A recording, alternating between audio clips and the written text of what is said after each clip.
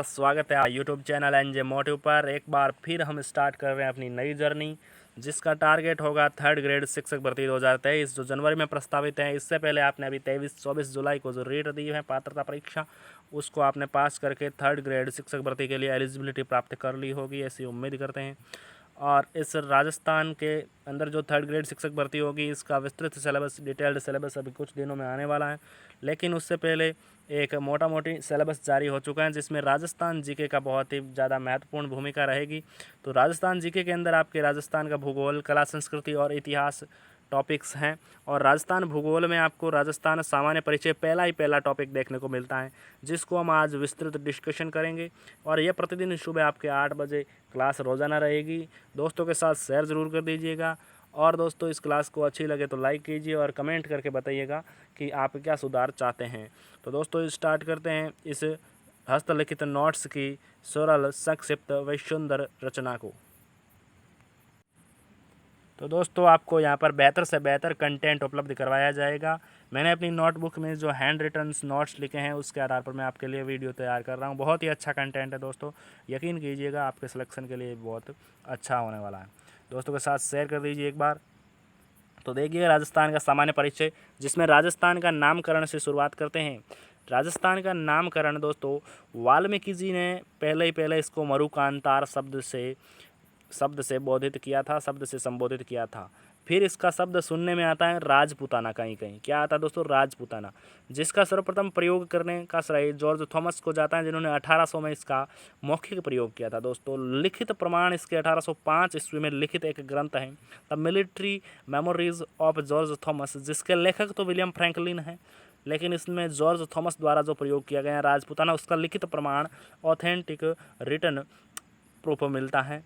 फिर राजस्थान का जो हम नाम सुनते हैं, राजस्थान, रजवाड़ा, राजस्थान, ये नाम है जो कर्नल जेम्स टोड ने प्रयोग में लिए हैं। कर्नल जेम्स टोड ने एक पुस्तक लिखी, the annals and antiquities of Rajasthan. Rajasthan शब्द प्रत्यक्ष रूप से सबसे पहले इन्होंने 1829 में अपने प्रयोग में लिया है। फिर राजस्थान शब्द का सबसे प्राचीन उल्लेख कहाँ मिलता है दोस्तों, तो ये प्राचीन उल्लेख मिलता है चित्तौड़गढ़ का एक शिलालेख है, जो 532 ईस्वी में उत्कीर्ण है।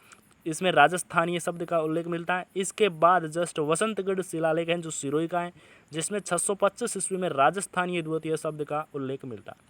फिर बात करते हैं थोड़ा नेक्स्ट आके, तो राजस्थान का एकीकरण कैसे हुआ। तो राजस्थान का एकीकरण दोस्तों 7 चरणों में हुआ, जिसमें आपको चौथा चरण है ना, बहुत महत्वपूर्ण है। चौथा चरण कब कंप्लीट हुआ दोस्तों, चौथा चरण कंप्लीट हुआ 30 मार्च 1949 को, 30 मार्च 1949 को, जिसमें आपको क्या क्या याद रखना है। राजस्थान की राज्य के रूप में नींव कब पड़ी, 30 मार्च 1949 राजस्थान के एकीकरण के चौथे चरण में। राजस्थान की राजधानी जयपुर निश्चित कब करी गई, तो राजस्थान के एकीकरण के चौथे चरण में। राजस्थान की सीमा का निर्धारण किया गया, तो चौथे चरण में। राजस्थान के प्रधानमंत्री हीरालाल शास्त्री को मनोनीत किया गया, तो आपके चौथे चरण में 30 मार्च 1949 को। 30 मार्च को हम प्रतिवर्ष क्या मनाते हैं दोस्तों, राजस्थान दिवस मनाया जाता है। 30 मार्च को ही प्रतिवर्ष क्या मनाया जाता है दोस्तों, राजस्थान दिवस। फिर राजस्थान की राजधानी जयपुर और प्रधानमंत्री हीरालाल शास्त्री को मनोनीत किया जाए, इसकी सिफारिश करने के लिए एक सत्यनारायण राव समिति गठित की गई।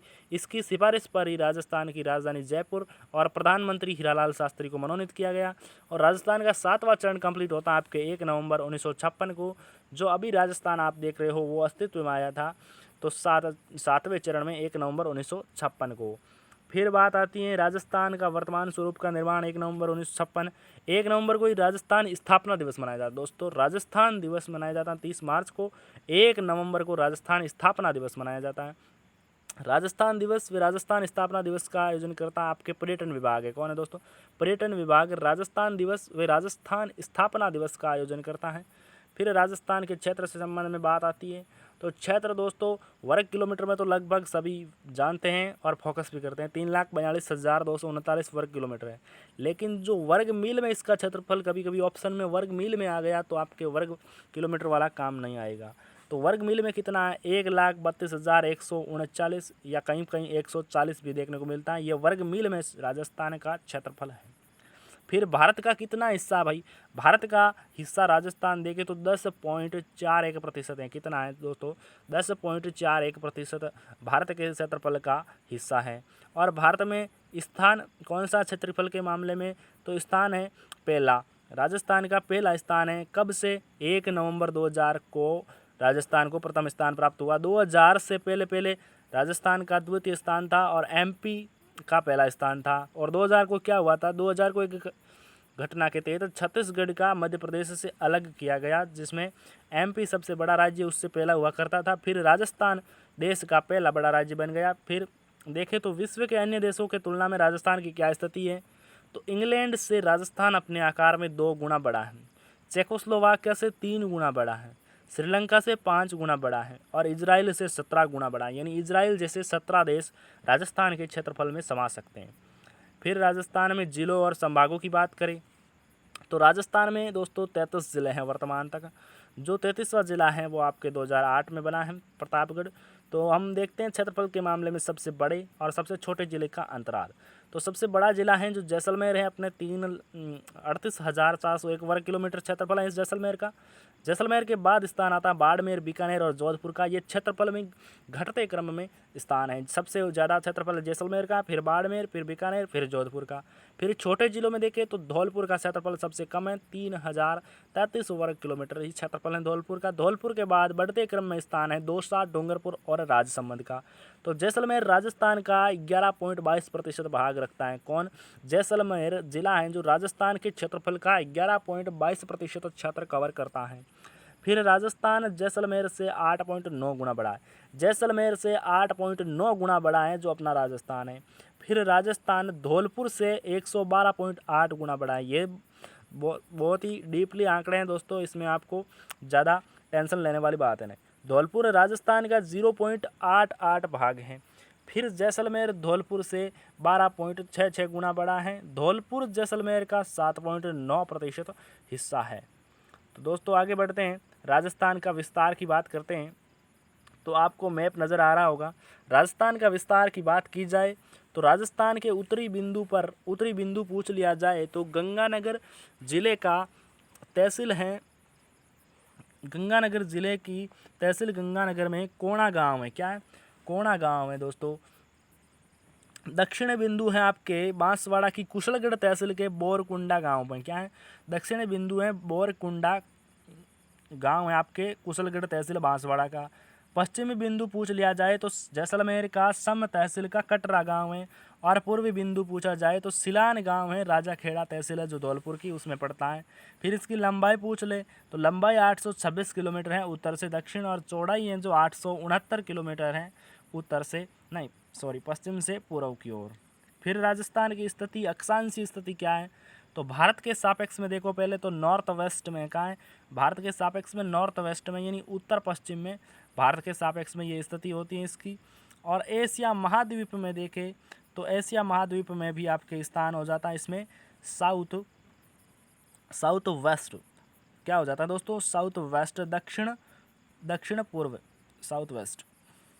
फिर विश्व के सापेक्ष में देख ले तो विश्व के सापेक्ष में इसकी स्थिति होती है नॉर्थ ईस्ट। नॉर्थ ईस्ट कैसे? नॉर्थ ईस्ट यानी कि आपके उत्तर पूर्व में इसकी स्थिति हो जाती है। ग्लोबीय स्थिति देख लो। फिर ग्लोबीय स्थिति यानी ग्लोब के अंदर किस प्रकार है राजस्थान की स्थिति, आपको चित्र में स्पष्टता नज़र आ रहा होगा। देशांतर और ग्रीनविच रेखा और आपके अक्षांशीय और भूमध्य रेखा, विषुवत रेखा के बारे में आपको यहाँ पर देखें तो हम कह सकते हैं कि राजस्थान उत्तरी गोलार्ध में स्थित है और अक्षांशीय स्थिति के आधार पर, और देशांतरीय स्थिति के आधार पर कह सकते हैं राजस्थान पूर्वी गोलार्ध में स्थित है। इस प्रकार राजस्थान आपके उत्तरी पूर्वी गोलार्ध में स्थित है। तो नेक्स्ट देखें, अक्षांशीय स्थिति क्या है राजस्थान की, तो राजस्थान का अक्षांशीय विस्तार है 23 डिग्री 3 मिनट उत्तरी अक्षांश से 30 डिग्री 12 मिनट उत्तरी अक्षांश, यानी यहाँ पर 7 डिग्री 9 मिनट राजस्थान का उत्तरी अक्षांशीय विस्तार आ जाता है। फिर दोस्तों देशांतरी विस्तार की बात आएगी। देशांतरी विस्तार में क्या करना है, देशांतरी विस्तार हैं जो आपके 69 डिग्री 30 मिनट कहाँ है, 69 डिग्री 30 मिनट से आपके 78 डिग्री जो देशांतरी विस्तार हैं वो 69 डिग्री 17 से 78 डिग्री 30 मिनट तक हैं। तो यहाँ पर वापस अक्षांश विस्तार पर आ जाएगा दोस्तों। अक्षांश विस्तार 7 डिग्री 9 मिनट है। जो कर्क रेखा है वो अक्षांश विस्तार में ही उत्तरी अक्षांश की एक रेखा है 23 डिग्री 30 मिनट। तो राजस्थान का 23 डिग्री 3 मिनट से शुरू होता है उत्तरी अक्षांश में, जो दक्षिणी सीमा से राजस्थान की दक्षिणी सीमा से शुरू होता है, और जो 23 डिग्री 30 मिनट तक आता है वो कर्क रेखा होती है। कर्क रेखा आपके बांसवाड़ा और डूंगरपुर से गुजरती है, जिसकी राजस्थान में लंबाई मात्र 26 किलोमीटर ही है, और राजस्थान में ये बांसवाड़ा और डूंगरपुर से गुजरती है। फिर गंगानगर राजस्थान की उत्तरी सीमा है, जो 30 डिग्री 12 मिनट अक्षांश पर है, उत्तरी अक्षांश पर है 30 डिग्री 12 मिनट पर, और दक्षिणी अक्षांश पर तो 23 डिग्री 03 मिनट दक्षिणी अक्षांश उत्तरी अक्षांश है, दक्षिणी सीमा पर जो बांसवाड़ा है उस पर है। फिर राजस्थान में सबसे बड़ा दिन कब होता है? तो राजस्थान में सबसे बड़ा दिन और सबसे छोटी रात 21 जून को होती है। फिर राजस्थान में सबसे बड़ी रात और सबसे छोटा दिन तो ये होता है 22 दिसंबर को। राजस्थान में दिन और रात बराबर होते हैं तो ये 21 मार्च को और 23 सितंबर को। साल में 2 बार राजस्थान में दिन और रात बराबर होते हैं, वो दिन है 21 मार्च और 23 सितंबर।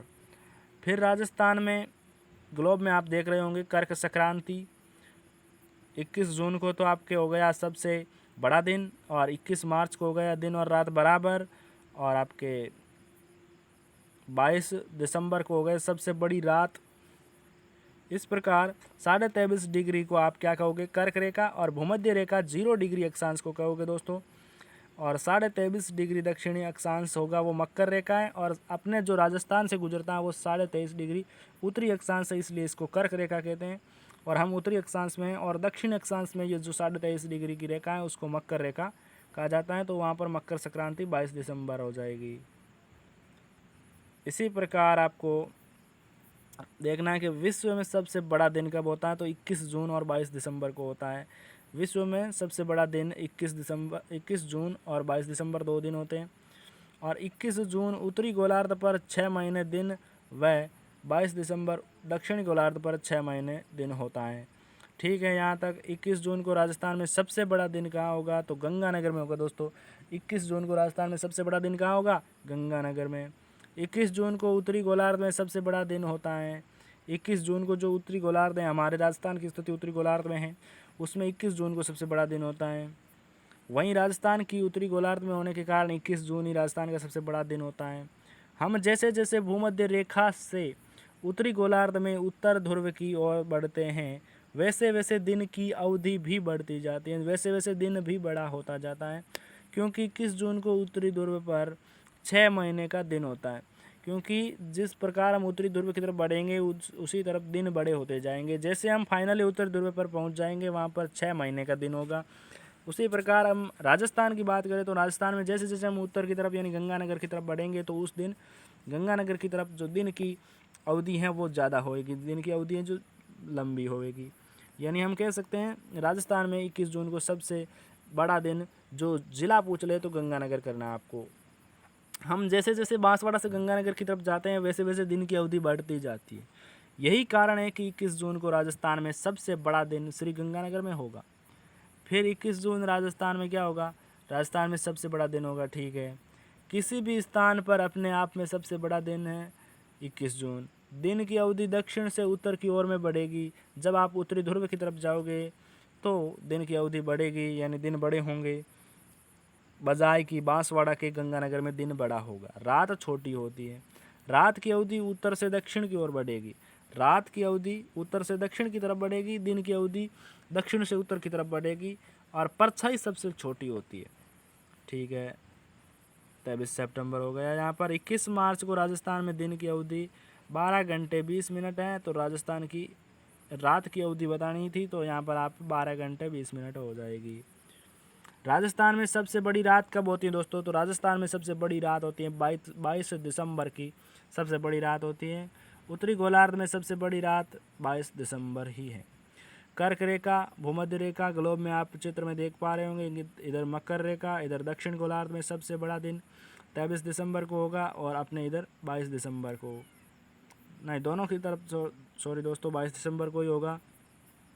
दक्षिणी गोलार्ध हो चाहे उत्तरी गोलार्ध में सबसे बड़ा दिन आपके 22 दिसंबर, और दक्षिणी ध्रुव पर 6 महीने का दिन, और उसी अंतराल में दक्षिणी उत्तरी ध्रुव पर 6 महीने की रात हो जाएगी। 22 दिसंबर को सबसे छोटी रात कहाँ होगी, तो बांसवाड़ा में। राजस्थान की बात की जाए तो 22 दिसंबर को सबसे छोटी रात होगी बांसवाड़ा में, क्योंकि वहाँ पर सबसे बड़ी रात की बात की गई है तो गंगानगर की रात सबसे बड़ी होगी 22 दिसंबर को। 22 दिसंबर को भूमध्य रेखा से उत्तर ध्रुव की तरफ जाने पर रात बढ़ती है, यानी गंगानगर की रात सबसे बड़ी होगी। सबसे छोटी रात बांसवाड़ा को होगी 22 दिसंबर की बात करें तो।